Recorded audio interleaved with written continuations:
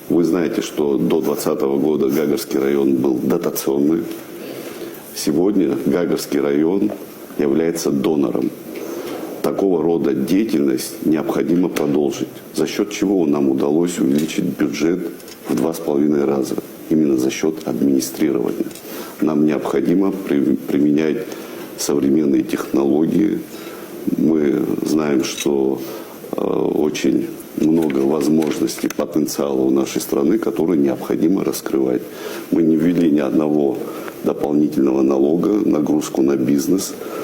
И удалось с 4 миллиардов 800 миллионов рублей бюджета собственных доходов поднять до 12 миллиардов рублей. В этой связи для нас это показатель того, что есть над чем работать за счет скрытых резервов. У нас огромные, я считаю, что резервы и в туристической отрасли, и в сельском хозяйстве, и во многих других направлениях, которые необходимо развивать и параллельно создавать условия, чтобы налогооблагаемая наша база за счет этих сфер увеличилась в разы. Спасибо.